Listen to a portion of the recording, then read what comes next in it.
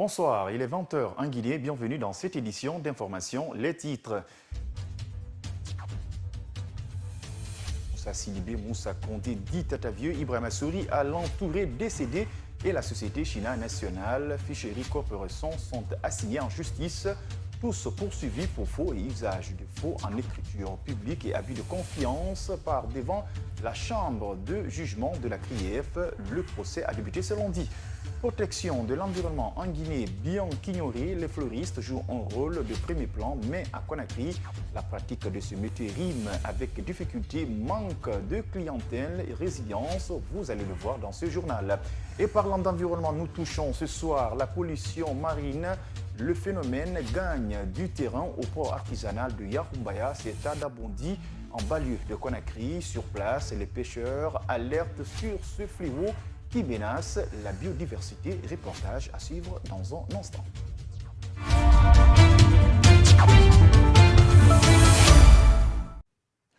Bonsoir. Les anciens ministres Ousmane Kaba, Boubacar Bari, Mansa Moussa Sidibé, Moussa Condé, dit Tatavieux, Ibrahima Souri, Alain Touré, décédés et la société China National Fishery Corporation sont assignés en justice par la chambre de jugement de la Cour de répression des infractions économiques et financières, CRIEF. Ils sont poursuivis pour des faits présumés de faux et usage de faux en écriture publique et abus de confiance. Le procès dans cette affaire a démarré hier lundi à la CRIEF, suivi le reportage d'Aïsatouba et Ansoubaïlo Baldé.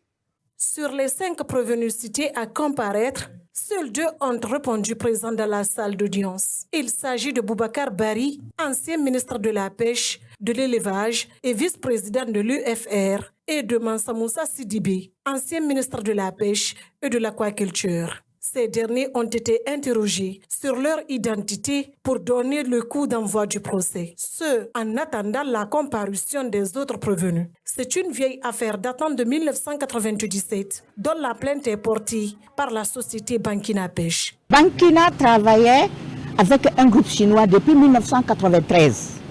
En 1997, ce groupe chinois s'est dit gouvernement chinois pour passer une convention sino-guinéenne en matière de pêche avec la Guinée. Voilà l'intervention du ministère des ministres de l'élevage et de la pêche dans le dossier. Alors que le même groupe chinois travaillait avec Bankina depuis 1993. En 1997, ils ont passé cet accord-là. Mais le gros problème, c'est que le même accord repose sur les licences de Bankina pour son fonctionnement. Donc ce sont les licences de Bankina qui sont exploitées par ce groupe chinois qui se dit gouvernement chinois avec le gouvernement guinéen. L'avocat du Dr Ousmane Kaba a motivé l'absence de son client par le fait que celui-ci n'aura pas reçu la notification de l'huissier de justice. En réplique à cette affirmation, le parquet a déclaré que Ousmane Kaba a été joint au téléphone. Il est au courant de cette procédure devant cette cour. Et puis même avant ça, il a fait des interventions aussi. Il est intervenu sur les réseaux sociaux avec son parti sur la tenue de l'audience d'aujourd'hui. À la question de savoir quel est le montant que réclame la partie civile, Maître Tenenke Touré, avocat de la partie civile, répond. Bankina a reçu 69 000 $ pour l'exploitation de ses licences pendant 7 mois en 2001. Donc vous allez calculer avec moi. Ousmane Kaba, ancien ministre de l'économie et des finances, président du PADES. Moussa Condé, dit Tatavieux, et la société China National Fishery Corporation étaient les absents. Ibrahima Souri, Alain Touré, ancien ministre et vice-président de l'UFDG, lui, est décédé en 2024. L'affaire a été renvoyée au 3 février prochain pour l'ouverture des débats avec l'espoir d'enregistrer la présence de tous les prévenus. Au cours de la semaine du 21 décembre au 3 janvier 2025, la Guinée a enregistré un volume constant de 1,255 kg d'hommes exportés. Cette stabilité globale masque toutefois des variations importantes entre les différents types d'exploitation, reflétant des dynamiques contrastées dans ce secteur économique. Germaine Mansaré. L'exportation d'or en Guinée présente des évolutions variées selon les types d'exploitation. Alors que certains secteurs enregistrent une légère baisse, d'autres affichent une performance en hausse. L'exploitation industrielle a enregistré 330 kg et la semi-industrielle 242 kg, avec des chiffres en légère baisse, respectivement de 3% et 5% par rapport à la semaine précédente.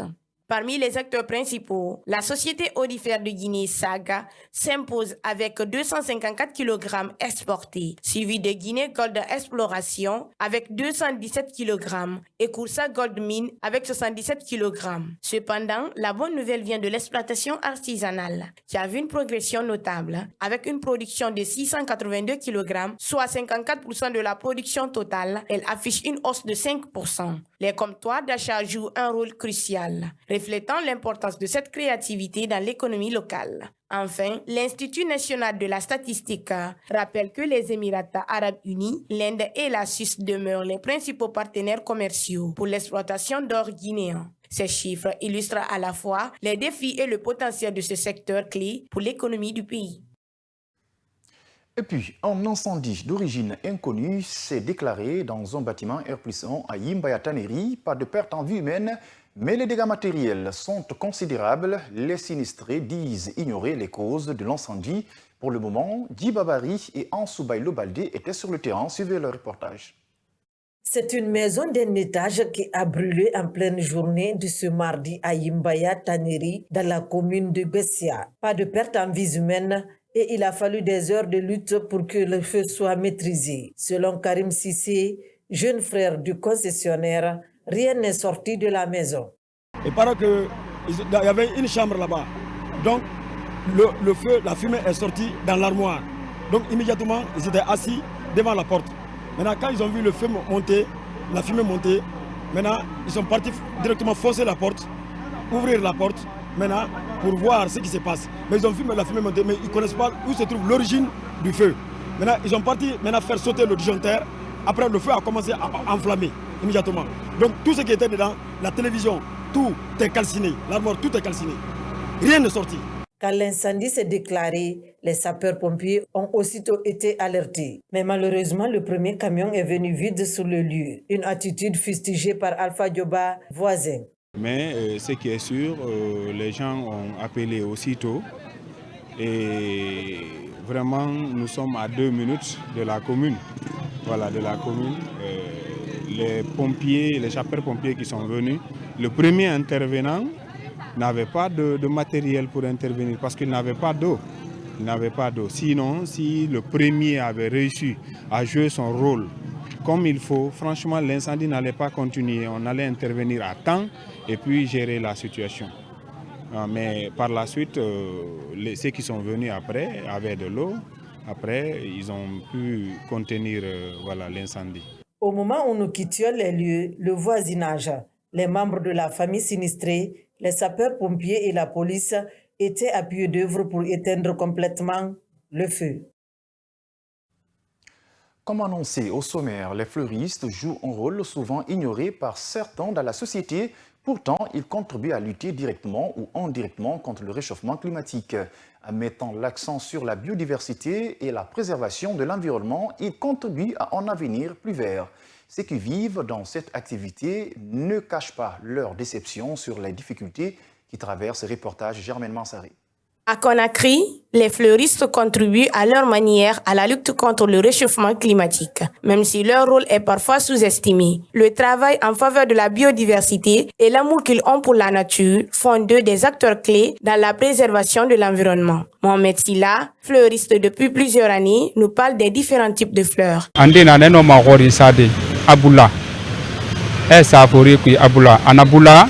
Il existe plusieurs types de fleurs. Certains sont issus de graines que l'on plante dans des sachets remplis de sable pour ensuite devenir de petits arbres fruitiers. Je les vends à des prix variant entre 30 et 60 000 francs guinéens, selon les besoins des clients. 30 000.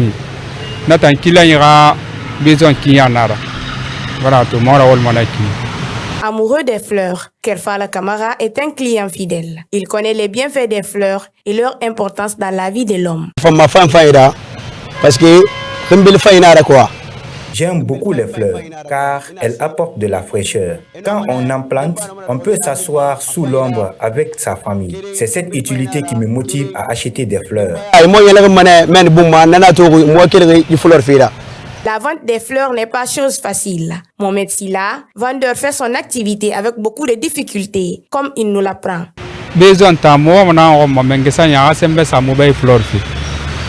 Je lance un appel aux bonnes volontés pour nous venir en aide, notamment en ce qui concerne le problème d'accès à l'eau. Ici, à la forêt d'Anta, nous sommes installés depuis 2 ans et c'est grâce au soutien de certaines personnes que nous arrivons à tenir le bout. Sinon, même obtenir cet espace a été un vrai défi.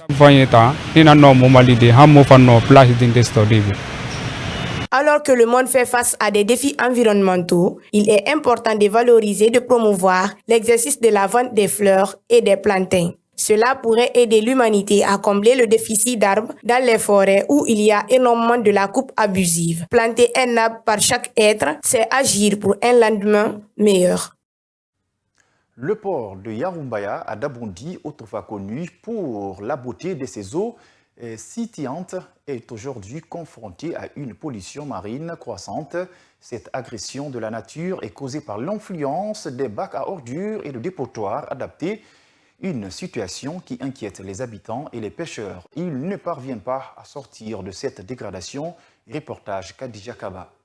À Conakry, le port de Yarumbaya est situé dans le quartier d'Abondi. Ici, la mauvaise gestion des ordures affecte l'environnement et la vie des habitants. Une réalité qui affaiblit l'activité des pêcheurs. Amara Bangoura est pêcheur au port de Yarumbaya.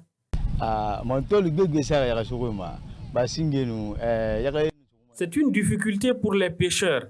Avant, nous, on parvenait à pêcher beaucoup de poissons, mais à cause des sachets plastiques et autres déchets solides, les poissons peinent à respirer. Cela détruit aussi nos filets de pêche et la mer est complètement polluée.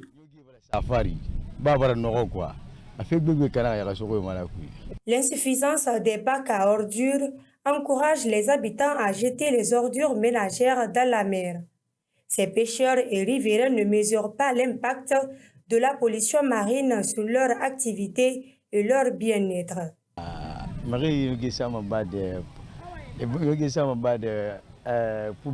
Il n'y a pas de poubelle ni de site aménagé à cet effet. Quand certaines personnes viennent jeter des ordures, nous leur disons non. Mais à la tombée de la nuit, ils viennent jeter ces ordures.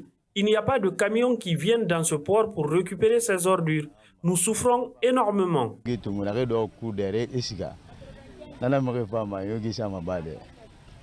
Comme Amara Bangoura, Mamaïsata Kamara habite au port de Yarumbaya. Elle propose des pistes de solutions pour éradiquer ce fléau. Et pour ça, il faudrait chercher des personnes de sécurité qui seront chargées de ça. Quand tu jettes quelque chose que le président a interdit, quelque chose qui est interdit par la loi, si une personne fait ça, il faudrait que cette personne serait punie par la loi. La pollution au port de Dabondi est un problème qui nécessite des efforts conjoints pour la gestion des déchets. La sensibilisation et le déploiement des moyens logistiques protègent l'environnement marin et les populations locales. Donald Trump a été investi 47e président des États-Unis lundi à l'intérieur du Capitole. Dans son discours, le nouveau président a fait des annonces protectrices fortes dans le viseur du républicain, les migrants irréguliers, le déploiement de l'armée à la frontière avec le Mexique et la reconnaissance de 2 sexes. Mamadou Tanouba a abordé le sujet avec l'analyste Koulako Djigiba Traoré. Suivez. Lors de son investiture, le nouveau président américain a annoncé plusieurs mesures, parmi lesquelles le déploiement de l'armée à la frontière avec le Mexique. Donald Trump prévoit de renvoyer des millions de migrants irréguliers dans leur pays. Ces mesures prises par le président républicain ne sont pas une surprise pour l'analyste Koulako Djigiba Traoré, qui pense que le nouveau chef d'État sera confronté à la réelle politique. Monsieur Trump, à mon avis, sera confronté à ce que nous appelons ici la réelle politique. Et c'est vrai qu'il est bon de signer le décret, mais c'est un moment donné en politique, faire marche arrière n'est pas quelque chose qui est vraiment interdit en politique. Vous savez, la différence entre Donald Trump et les autres, c'est que Donald Trump n'est pas un politicien pur et dur. C'est un homme d'affaires. Le retour de Donald Trump à la Maison-Blanche va contribuer davantage à fragiliser l'Europe avec la politique nationaliste de l'Américain. Et maintenant, est-ce que le fait de ramener la paix ne va pas toucher à certains intérêts américains, comme je l'ai dit tantôt, les grandes firmes de fabrication des armes et autres là, qui paient des taxes pour l'État américain et qui permettent, n'est-ce pas, aux États-Unis d'engranger assez de ressources. Est-ce que ces grandes firmes accepteraient que l'on fasse taire les armes partout dans le monde? On attend de voir. Sur sa promesse de ramener la paix dans les pays actuellement en guerre, Koulako Djigiba Traoré soutient que Donald Trump devra faire face aux firmes américaines qui fabriquent et vendent les armes de guerre.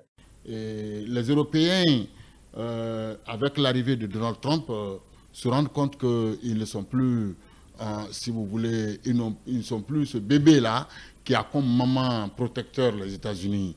Parce que Donald Trump dit, écoutez, moi je m'occupe d'abord de ma nation, American First, je m'occupe d'abord de ma nation avant de m'occuper d'autres pays. Pour cet analyste, le retour de Donald Trump au pouvoir garantit de facto la rupture avec le système Biden.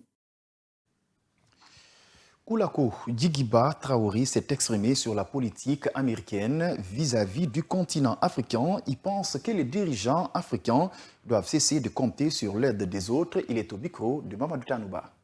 C'est possible que Donald Trump essaie de revoir sa politique vis-à-vis de l'Afrique. Mais il y a quelque chose qu'il faut dire, c'est que les dirigeants africains doivent se prendre au sérieux. Ils doivent se prendre au sérieux et doivent cesser de compter sur les autres pour le développement du continent africain. Vous savez, nous avons assez de ressources. Nous avons des ressources en sol, des ressources en sous-sol, nous avons des ressources humaines. Mais nous n'avons pas la capacité de concevoir et de mettre en œuvre des programmes de développement de différents pays. Moi, quand je vois les gens s'offusquer pour dire que, n'est-ce pas, Donald Trump va chercher les migrants. Mais qu'est-ce pour moi, en tant que sociologue, qu'est-ce qui pousse ces gens-là à quitter leur pays pour aller se réfugier ailleurs? Ils sont à la recherche du bien-être, du mieux-être. Si on a la chance d'avoir des dirigeants visionnaires, je pense que les États-Unis viendront naturellement vers les pays africains. C'est la fin de cette édition d'Information à tous. Merci de l'avoir suivi et bon suite de programme sur KVTV et au revoir.